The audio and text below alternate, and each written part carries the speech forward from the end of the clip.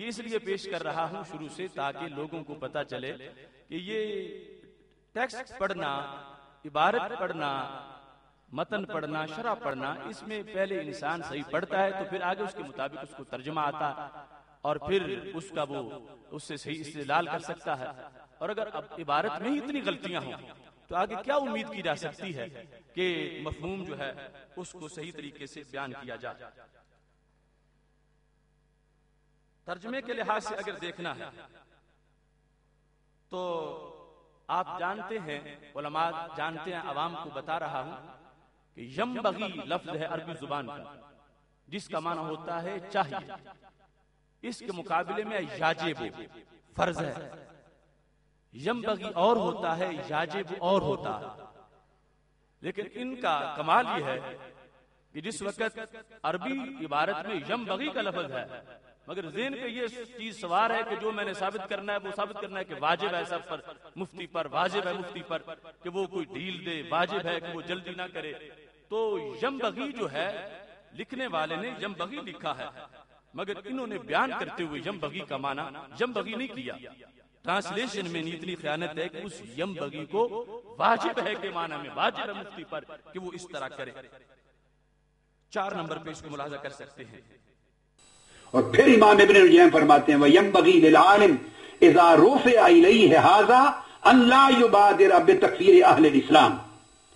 عالم اور مفتی پر واجب ہے کہ جب ایسا مسئلہ اس کے سامنے آئے تو وہ مسلمانوں کی تکفیر میں جلد بازی نہ کرے. تو یہ سنا آپ نے کہ ینبغی ہے اور معنی کیا ہے؟ واجب ہے. واجب کے ساتھ اس کا معنی کیا. ایک بار پھر بھی سنا دیں. اور پھر امام ابن الجیم فرماتے ہیں وَيَنبَغِي لِلْعَالِمِ اِذَا رُفِعَ إِلَيْهِ هَذَا أَنْ لَا يُبَادِرَ بِتَكْفِيرِ أَهْلِ الْإِسْلَامِ. عالم اور مفتی پر واجب ہے کہ جب ایسا مسئلہ اس کے سامنے آئے تو وہ مسلمانوں کی تکفیر میں جلد بازی نہ کرے. ایسے ایک مقام پر عبارت پڑھتے ہوئے آپ جانتے ہیں کہ لم آ جائے تو مضارع کے آخر میں جزم ہوتا ہے. انہوں نے کہا لم اعلم، لم اعلم عبارت پڑھتے وقت اس انداز پہ عبارت پڑھی گئی. 21 نمبر پہ اس کو دیکھ سکتے ہیں. وقال ولم اعلم من حرم، وقال ولم اعلم من حرم، وقال ولم اعلم من لم اعلم. آپ نے یہ سنا. ابھی ہم اصل آواز میں سنا رہے ہیں تاکہ کسی کو شک نہ رہے کہ لوگ کہتے ہیں کہ حاسد ہیں یہ لوگ، حسد کرتے ہیں. اب ایسے غلط پڑھنے والے پر حسد رشک کون کرے گا؟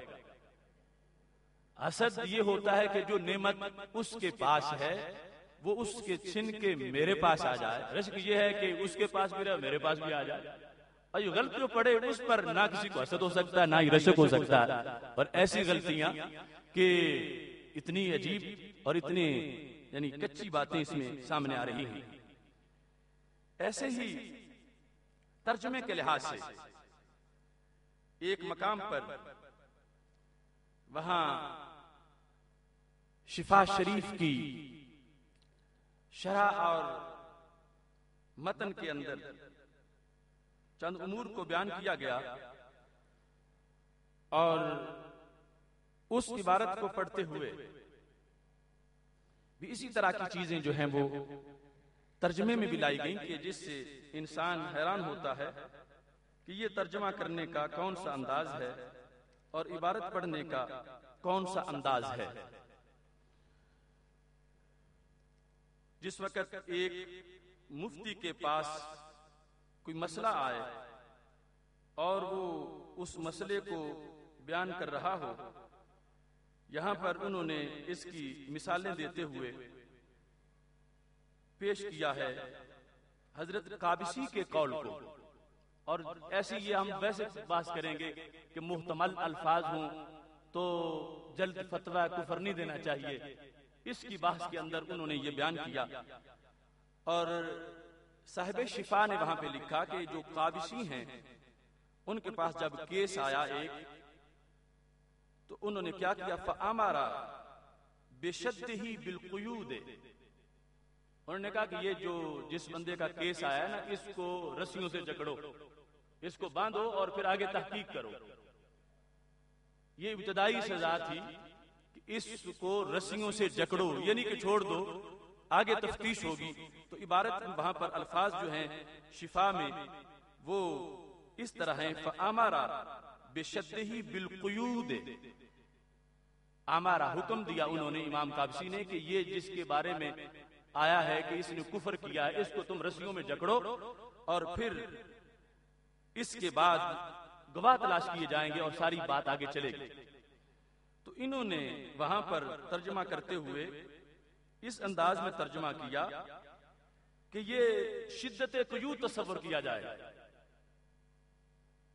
شدت قیود یعنی جو عبارت میں قید لگتی ہے اور اس کی وجہ سے عبارت سخت ہو جاتی ہے. تو مطلب کیا تھا؟ وہاں رسیوں سے باندھنا، اور انہوں نے عبارت کی قید مراد لے لیا کہ شدت قیود سمجھا جائے گا. کہ امام قابسی کی عبارت جو اس سے بھی پتہ چلتا ہے کہ یہ عبارت کے اندر کوئی قید آ گئی ہے، جس طرح کی صفت قید بنتی ہے، حال قید ہوتا ہے. تو وہ جو سزا وہ سنا رہے تھے، سزا نہیں اس نے ذکر کی. یہ چونکہ یہ ذہن لے کے آیا ہے کہ ایسی بات ہے تو مفتی کو بالکل کچھ ہی نہیں کہنا چاہیے، مفتی کہا ٹھیک ہے موج کرتے رہو. اب انہوں نے یہ کہا کہ پہلے اس کو رسیوں سے باندھو اور اس کے بعد آگے تفتیش شروع ہوتی ہے. تو جہاں رسیوں سے باندھنے کا ذکر تھا اس کو یہ کہتے عبارت میں شدت قیود ہے، اور عبارت کے لحاظ سے اس کو ایسا بنا دیا ہے. یہ تفصیل آگے مثال میں بھی ہم اس کو ذکر کریں گے. یہاں پر تھوڑی سی اس کی تفصیل تمہارے سامنے عبارت کے لحاظ سے پیش کرتے ہوئے 19 نمبر پہ اس کو آپ ملاحظہ کر سکتے ہیں. تو نے کہا اس کے اس ایک کلمہ لوکان نبیًا مرسلا کی طرف توجہ نہیں کی جائے گی، اور اسے شدت قیود تصور کرتے ہوئے اہل فنادق مراد لیے جائیں گے کہ صرف ہوٹلوں والے، مال کمانے والے کی طرف اشارہ ہے. تو اصل مسئلہ یہ ہے کہ ایک شخص جو ہے اس نے کہیں وہ گیا تو اس نے کہا کلو صاحب فندقن قرنان، ہر جو ہوٹل والا ہے، سرائے والا ہے، اس طرح وہ ناجائز مال کمانے والا ہے. اور ساتھ اس نے کہہ دیا ولو کان نبیا مرسلا، اگرچہ وہ نبی مرسل ہو. اس پر بحث کرتے ہوئے آگے یہ بات چل رہی ہے. تو جو قابسی ہیں انہوں نے کہا فامر بشدہ بالقیود، کہ اس کو رسیوں سے باندھا جائے، والتضییق علیہ، اور اس پر شدید قسم کی تنگی کی جائے، اور اس کے بعد جو ہے حتی یستفہم البینۃ، یہاں تک کہ پھر اس کے لحاظ سے جو ہے وہ گواہ ان کو ڈھونڈا جائے اور ساری بات جو ہے وہ آگے چلائی جائے.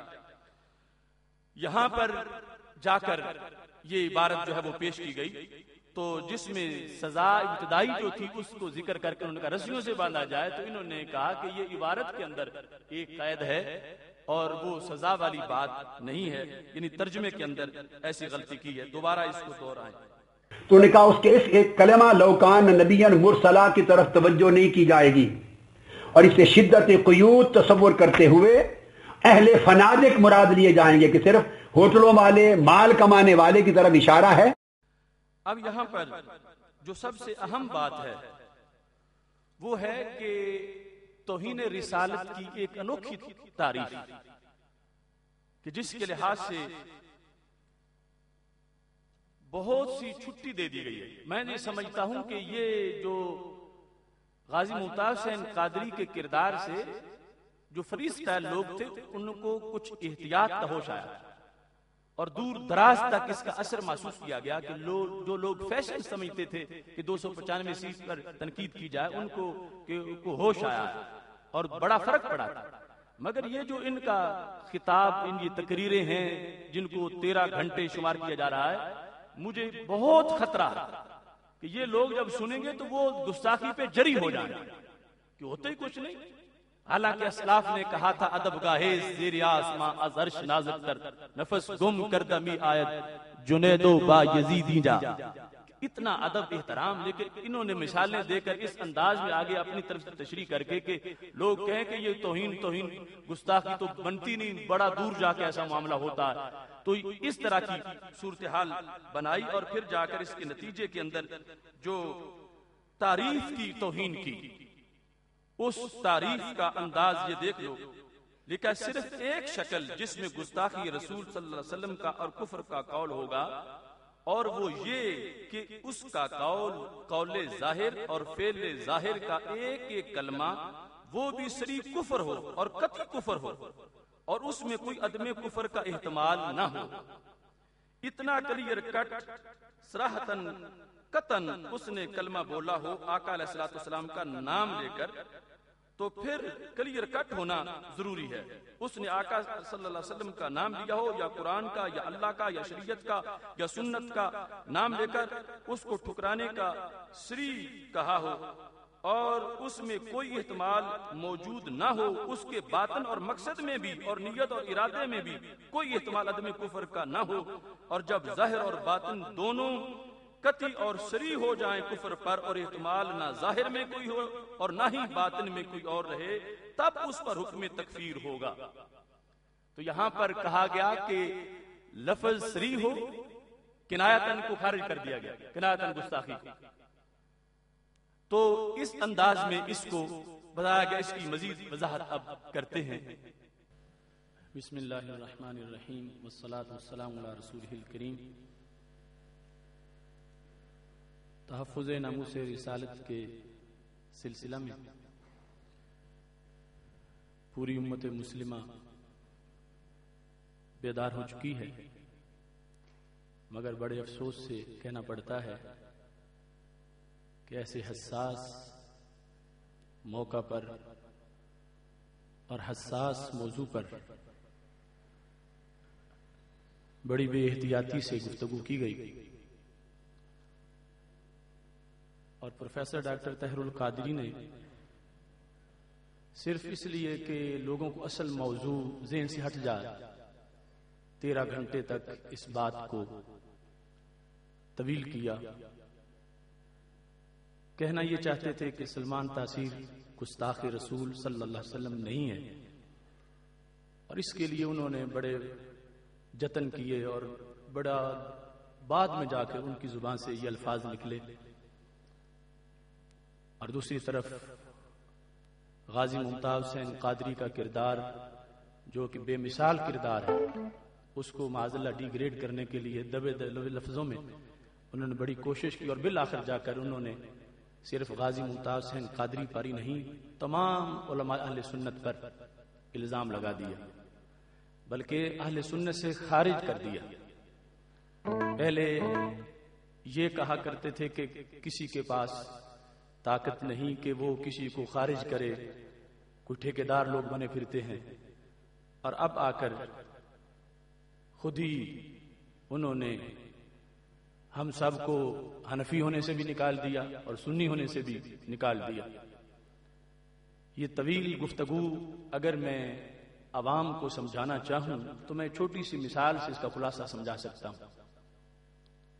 ایک شخص حضرت داتا گنج بخش اجمیری رحمہ اللہ تعالی کے دربار شریف سے نکل کر گام شاہ میں داخل ہونا چاہتا تھا، اور اس کے ذہن میں یہ تھا کہ کہیں لوگ مجھے وہاں داخل ہوتے دیکھ نہ لیں، اور میں آنکھ بچا کے داخل ہو جاؤں۔ وہ جب داتا صاحب سے باہر نکلا، حزب الاناف کے سامنے آیا، تو اس نے دیکھا لوگ تو دیکھ رہے ہیں کہ ابھی داتا صاحب سے نکلا ہے اور اب گام شاہ جا رہا، تو لہذا لوگوں کو بھلیکھے میں ڈالنے کے لیے وہ بھاٹی کی طرف چلا گیا۔ وہاں سے ہو کے اس وقت پھر ٹرن کر کے آنے لگا، تو اس نے کہا لوگ تو ابھی بھی دیکھ رہے ہیں۔ وہ مینار پاکستان کی طرف چلا گیا۔ پھر ایک موریا سے ہو کے پھر جس وقت اس نے ٹرن لیا، اس نے کہا اب تو سارے ہٹ چکے ہوں گے، لیکن کچھ لوگ پھر بھی دیکھ رہے تھے کہ یہ تو داتا صاحب سے نکلا ہے اور گام شاہ جانا چاہتا ہے۔ وہ پھر واپس چلا گیا اور رنگ روڈ پہ چڑھ گیا۔ رنگ روڈ سے اوپر سے چکر لگا کے اس نے بالآخر وہ گام شاہ داخل ہو گیا۔ وہ یہ سمجھانا چاہتا تھا کہ سلمان تاثیر گستاخ نہیں، لیکن بہت جلد کہنے میں سمجھتا تھا کہ لوگ کیا کہیں گے۔ کافی دیر تک کبھی توقعات فقہا بیان کرتا ہے، کبھی محدثین کی طرف جاتا ہے، کبھی کوئی بات کبھی کوئی بات، اور بالآخر جو ہونا تھا وہ ہو گیا۔ تو اس واسطے وہ 13 گھنٹے موضوع پر تو کوئی بات بھی نہیں، اور جو فقہا کے حوالہ جات پیش کیے، اس کی بھی تفصیل آگے آئے گی کہ صورتحال کیا ہے. ساری بحث وہ موضوع